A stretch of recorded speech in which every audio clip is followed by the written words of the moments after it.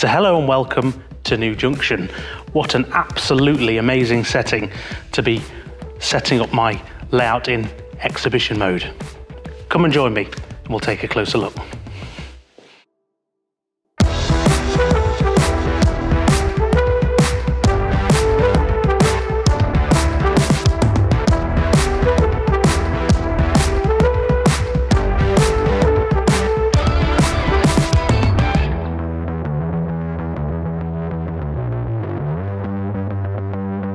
So here it is in all its glory, set up in exhibition mode. Now, I'm quite surprised it's gone together reasonably well. Now, there are a few little things we'll have to tackle while it's up here. There is a schedule of work, but all in all, I'm quite pleased it's actually worked.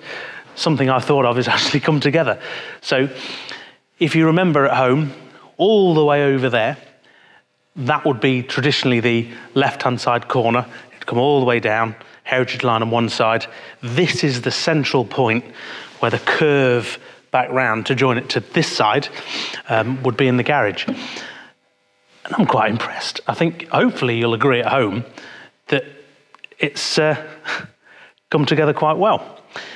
I tell you what, the layout has changed my opinion of how it's coming together by seeing it in this mode, because my first thoughts are that it's quite long, it's 28 foot, and it's quite straight. So, for example, the main line, as we thought, is just going to be roundy trains chasing each other, with the heritage line providing some play value. Now I see the main line, I can't help but think we could add some play value to this. But I'll think about that and come back to you on that one. So first things first, I'm going to take you for a closer look and give you a tour of the layout in exhibition mode. If we start at I like to call the main end, because this is the point where I'm starting really, the scenery in my mind, and I'm working down the track. From here, you now get a really good sense of the trains coming out of the to-be-made fiddle yard and racing down the layout. I really think it's going to be quite impressive, hopefully, when we can actually run trains in this mode. And what it has shown me as well is the embanked corners. You'll maybe notice here, I've actually took up a bit of track. Now that's because the first two tracks I added embankments to, just in front of the tunnel portals. The curved areas was actually quite compressed, quite short.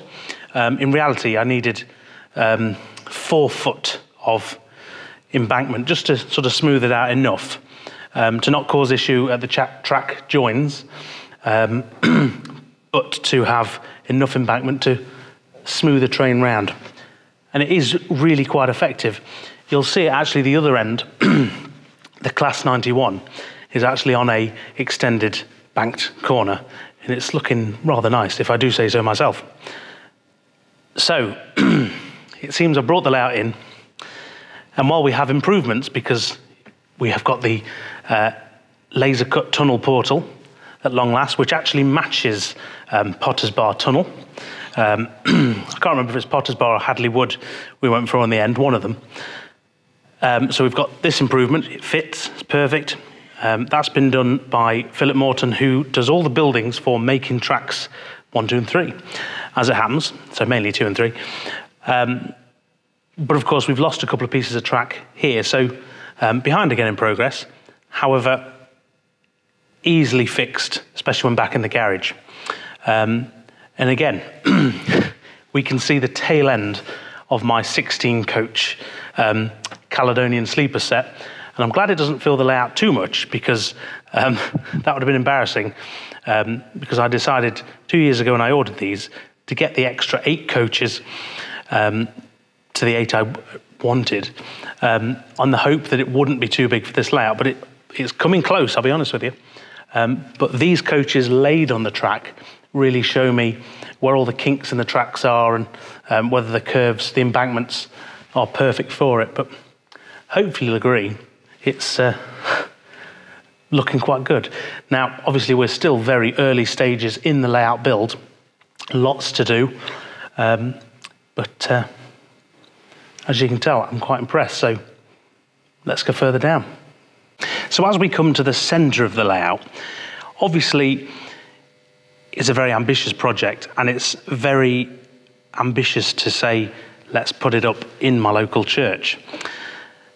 So I needed justification, not just to be able to put it up before an exhibition, but there was a lot of jobs that needed doing, but that could only be done in this mode. The most important of which was probably this join through the two baseboards. So in garage mode, I have another curved end section, which butts onto this end and butts onto that end. That's all well and good, but in reality, I can't fix that track down until these straight lines on either side have been joined together and then fixed down to their baseboards.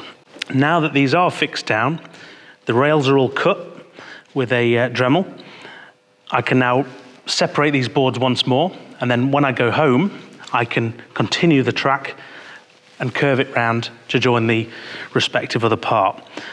So hopefully the boards will work in both garage and exhibition mode and be permanent. Being permanently fixed, of course, means I can get on with the scenery and the ballasting, etc. Another job for today, which I roped in some help. So I had Philip Morton here and John Gay from Digitrains.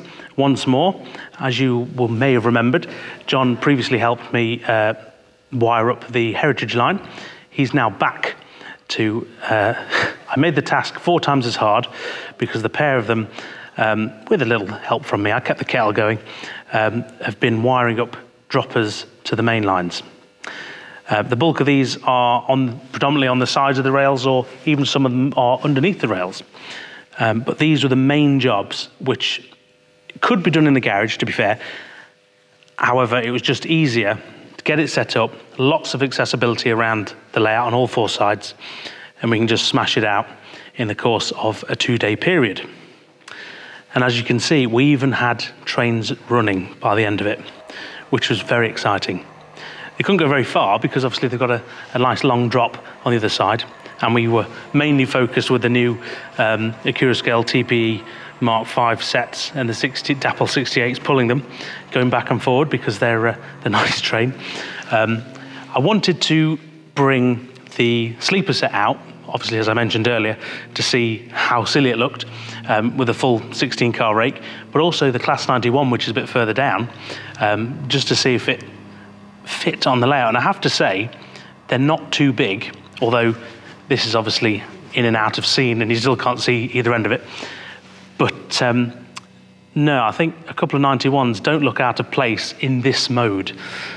So I'm rather pleased with that, because the last thing I wanted was to have a train that was too long.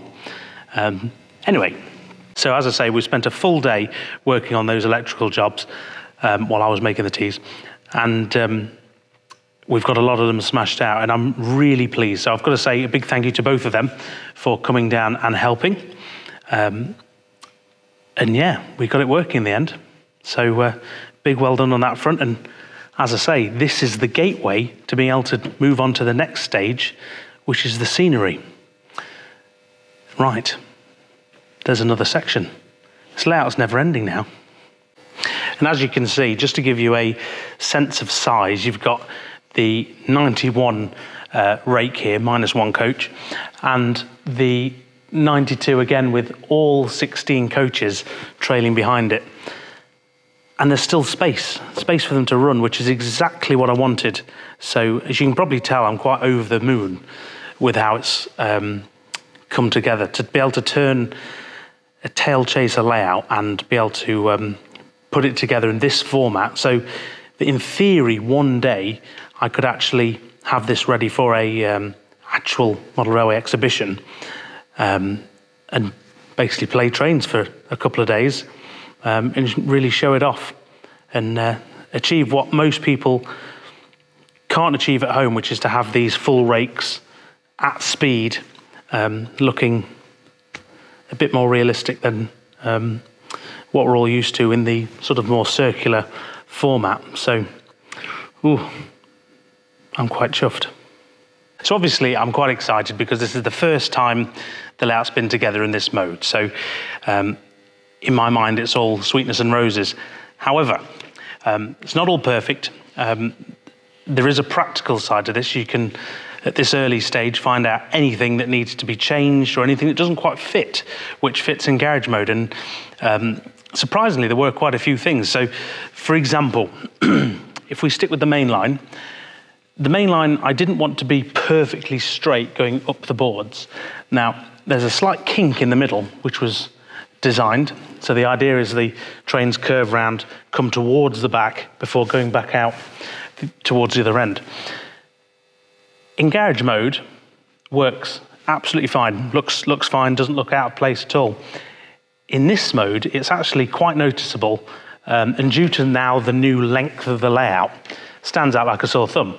It doesn't actually look realistic, so that's definitely on the list to be changed in future.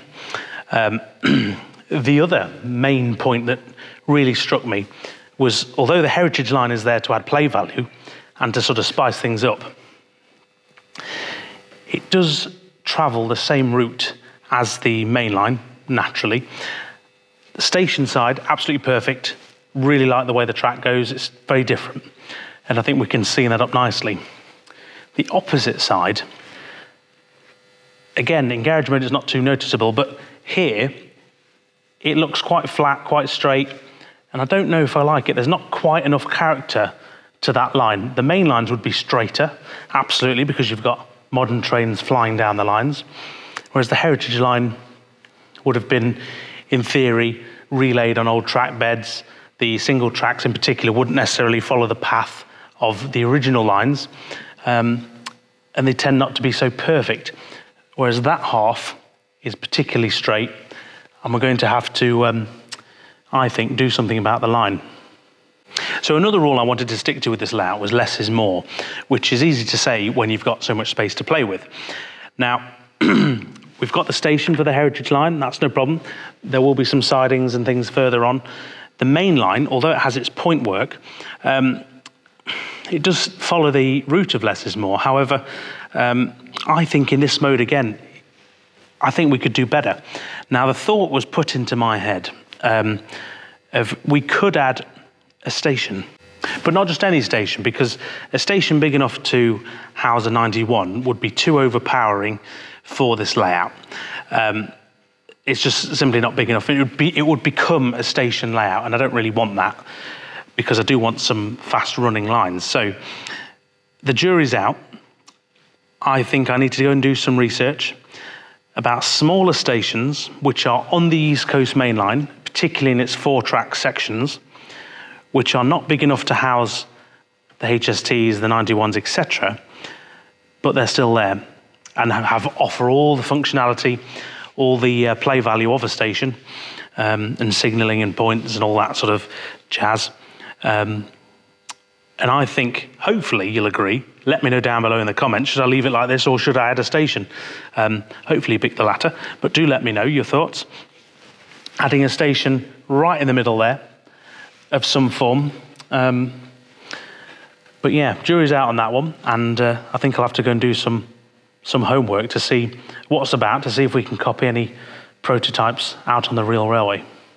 So I thought this would be a good interval in the video to talk about new additions on the layout, because even though we're doing all this behind the scenes, we've still had some new additions. Now, I'll start with the obvious one first, which is the new Akira Scale TPE Mark V sets. Now, a lot of you will have seen it in the previous video.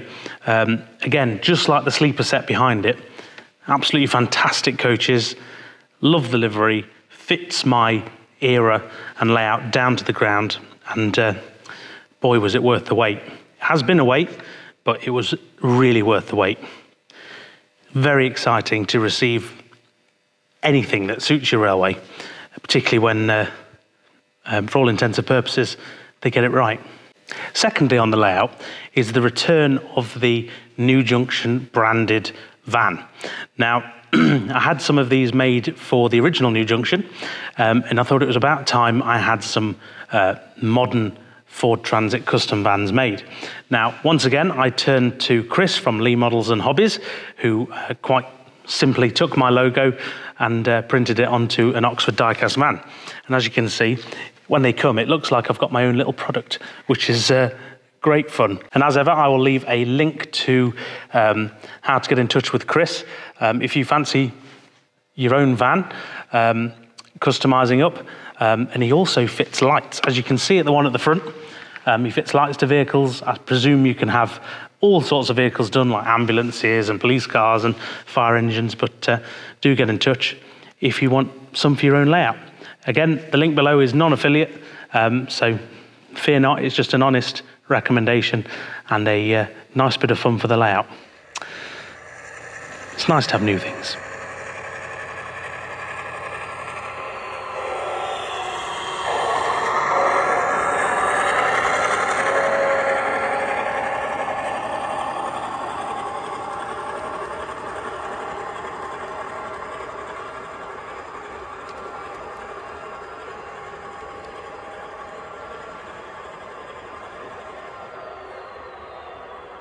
So that brings us to the end of this short little video.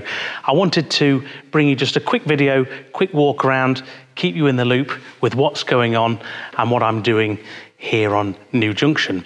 Now, I do want to say a big thank you to John and Phil, who came along to help me again with electrics, and also a big thank you to the channel members and Patreons, without whom I couldn't have hired this building and heated this building for 2 days. So a big thank you for that. The original plan was to crack the garage door and prop a marquee up and have it coming out onto the driveway in the middle of summer, which wouldn't have been perfect. But this was the perfect solution, and it was a well-recommended suggestion by one of the channel viewers.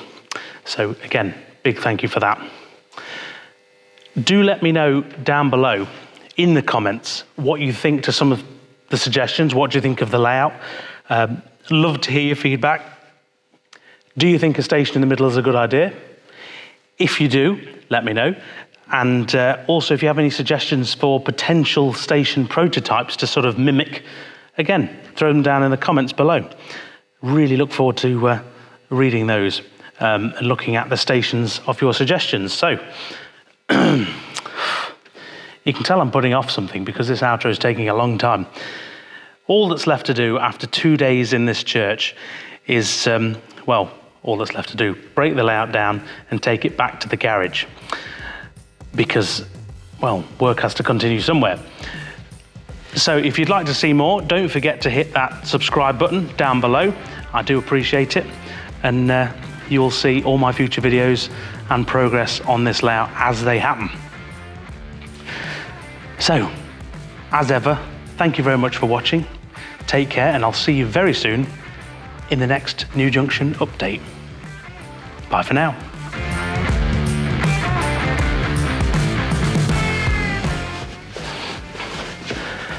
And before I get the comment, Lulu was here the whole time, but look at how she was. Absolutely bored to tears, fast asleep on the floor. You just can't get the staff.